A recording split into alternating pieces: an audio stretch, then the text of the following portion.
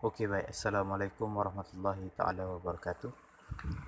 So, dalam video-video lepas kita ada belajar macam mana cara nak register account dalam OCS Reseller Panel. Jadi selepas kita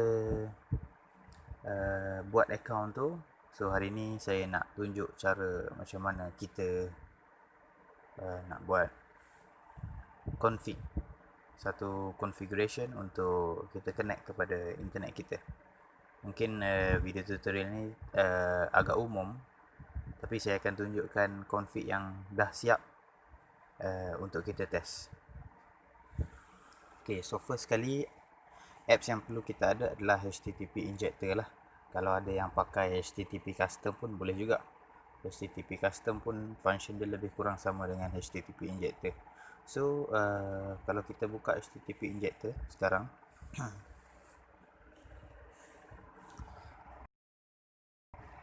sorry phone agak lambat. Okay, so dia punya interface depan dia macam ni lah, kosong, tak ada apa-apa. So kita boleh tekan dekat log, kita boleh tools, helps untuk kita tahu macam mana cara nak tulis payload. So dekat sini saya nak ajar mungkin cara basic lah untuk setting kita punya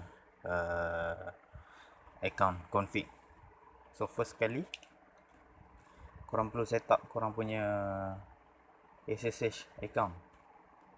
Ini terserah lah korang dapat ia secara percuma ke daripada gratis account SSH ke, itu semua boleh googling. Tapi kalau untuk saya punya web server, kita boleh masukkan SSH VPN power, contoh power CF. So untuk SSH punya port, mostly kita akan pakai port 22 untuk SSH.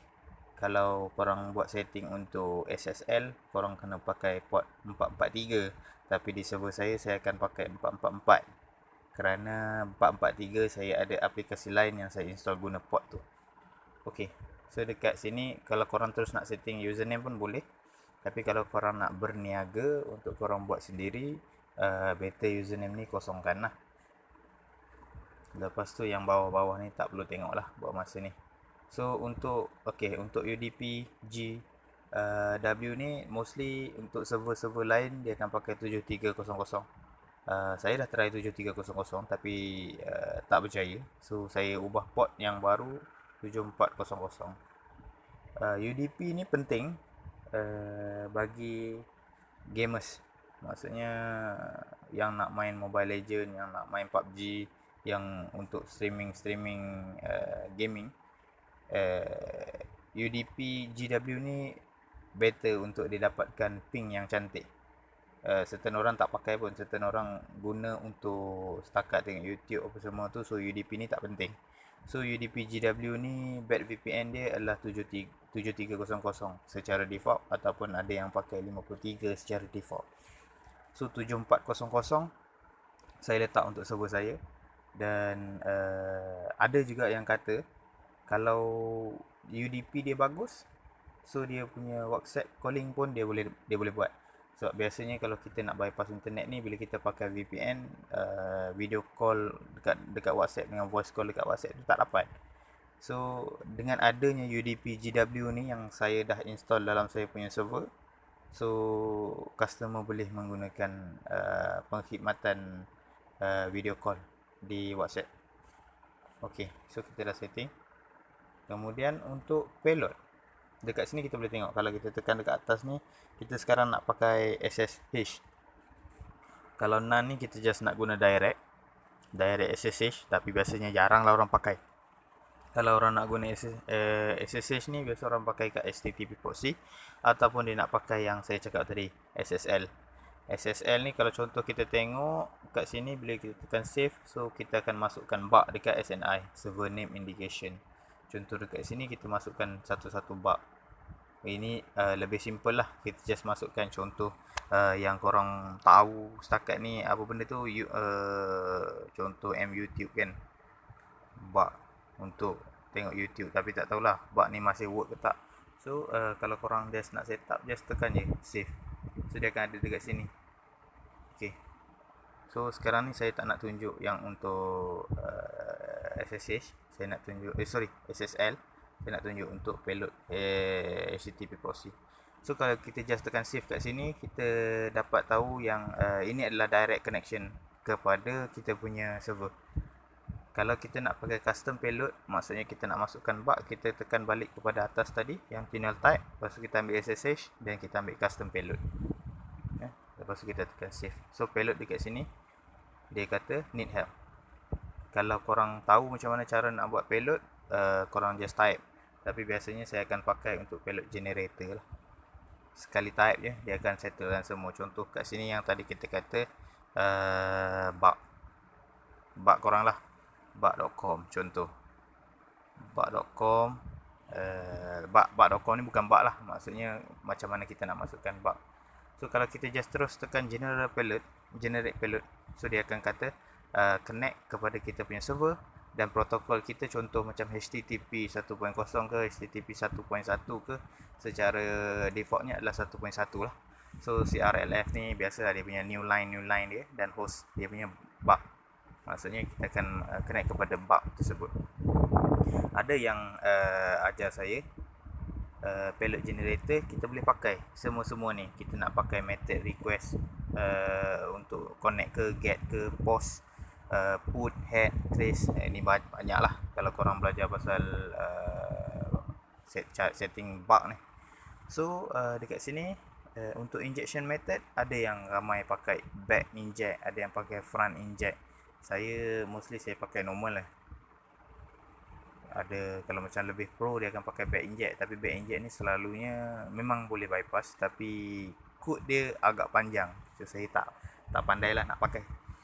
So front query, back query ni saya belum mahir.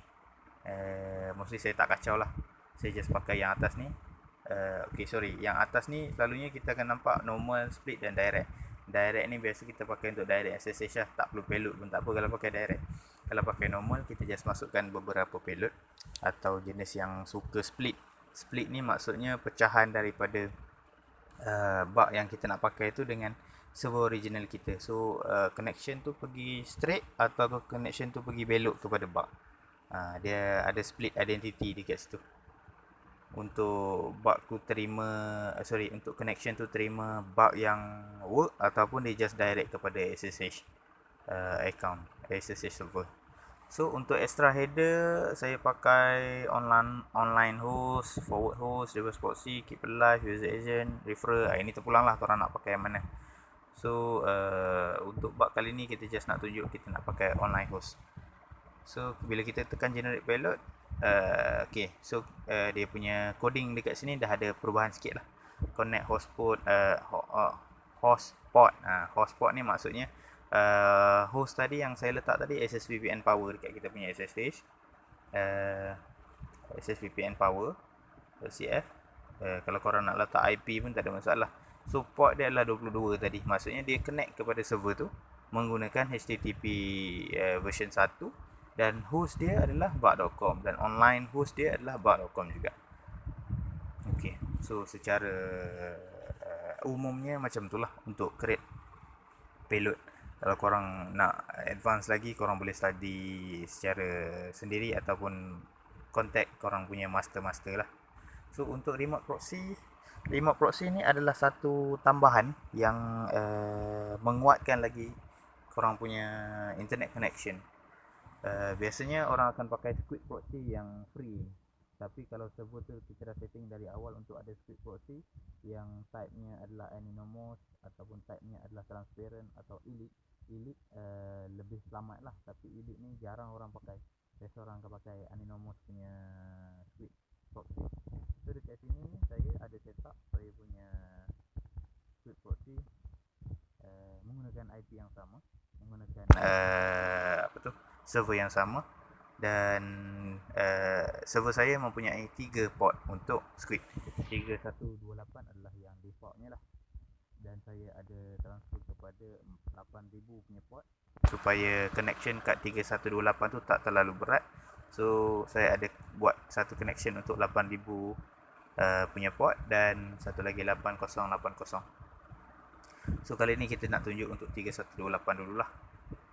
Just tekan save. Lepas tu okey, sebenarnya kita dah terus boleh test kita punya bug. Tapi saya tahu kalau kita tulis bug.com ni sebenarnya tak berjaya. So okey. Kalau kita tekan connect ni pun sama, dia akan minta untuk kita masukkan account. So set manually, dia akan terus pergi kepada account information lah. Okay, so username kita dekat sini, kita boleh tengok yang hari tu kita ada buat apa account dia. Mantap mantap. Dan password dia adalah Padu Bosku kan, kalau tak silap lah, Padu Bosku. Kalau salah nanti kita try buat account lain lah. Okay, so kita try start. Kalau dia kata salah, maksudnya okay. Sekarang kita dah dapat connection. Port macam ni tadi dia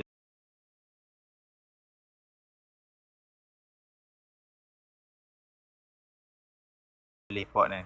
Saya rasa bug ni mungkin tak berjaya. Kalau berjaya pun kita cuba try speed test Telkom ni. So apa kata kalau kita try buat speed test? Mana tahu jadi kan. Okay, so website dia fast.com. Kalau jadi ni memang untuk video ni je lah.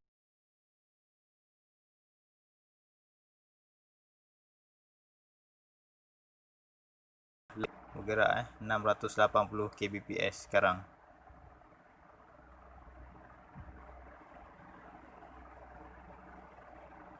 Tapi saya tak tahulah, nampak macam keras ni. Mungkin ya dia bergerak. Dia hidup. So bug.com ni pun setakat ni berjaya. Mungkin sebab saya ada 1 GB yang kerajaan bagi tu. Dan lagi mungkin certain kadang-kadang kita boleh pakai, kadang-kadang dia block untuk penggunaan searching. Apa kata kalau kita try matikan dulu, kita tengok speed test. Betul ke? Apalah.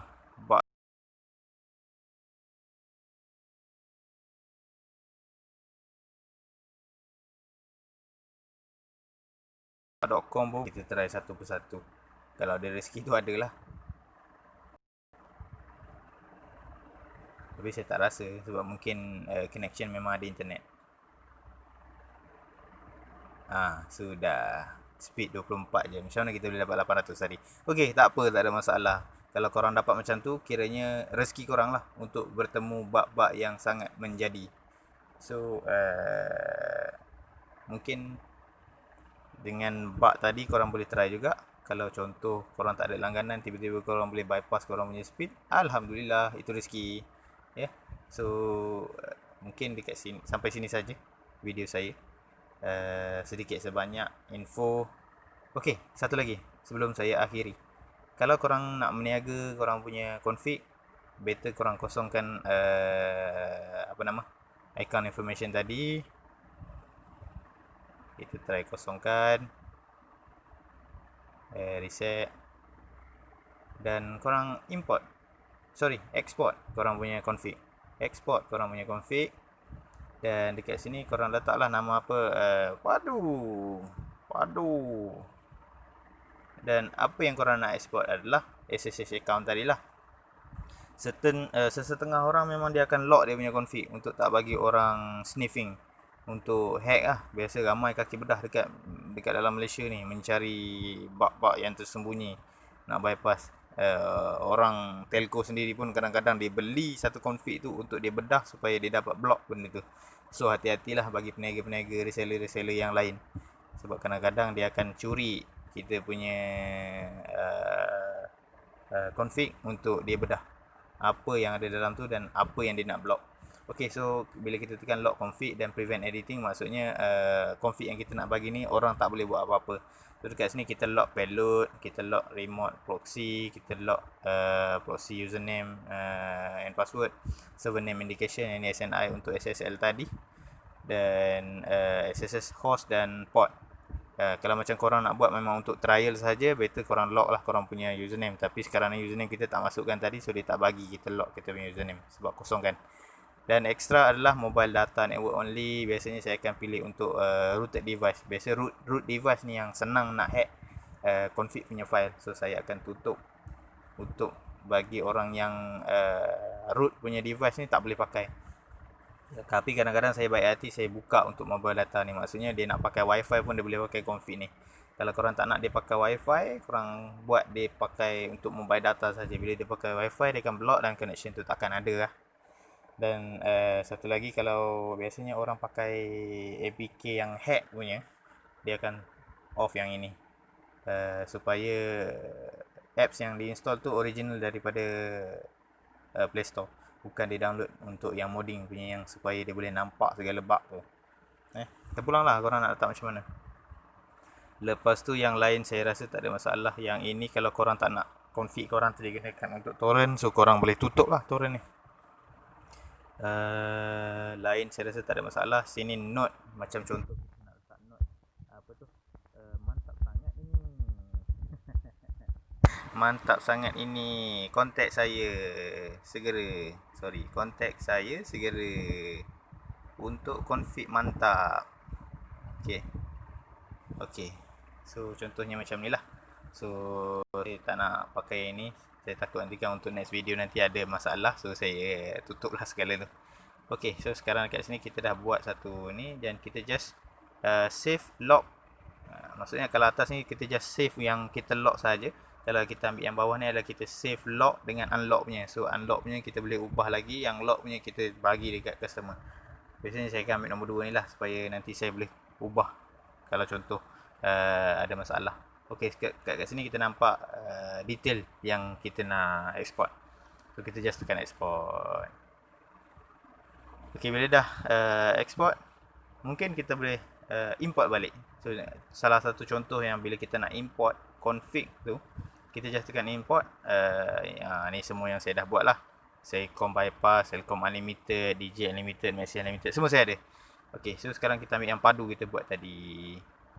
Okay, sekarang remote proxy kita dah lock. Dekat SSH pun kita dah tak nampak. Lock juga. Username saja yang kita boleh letak. Dan payload pun kita dah tak nampak. Semua tu dia sembunyikan. Lepas tu note kat bawah ada tunjuk, mantap sangat ini, kontak saya segera untuk config mantap. Okay, so bila kita tekan start macam tadi lah, sama, kita akan masukkan account. So itu saja video saya untuk kali ini. Bagi yang bertanya-tanya macam mana cara nak set up HTTP injector dalam Android, sebab ada yang langgan tapi masih belum pandai untuk menggunakan HTTP injector. So pandai-pandailah belajar, cari daripada master-master. So dekat sini korang boleh tengok lah macam mana.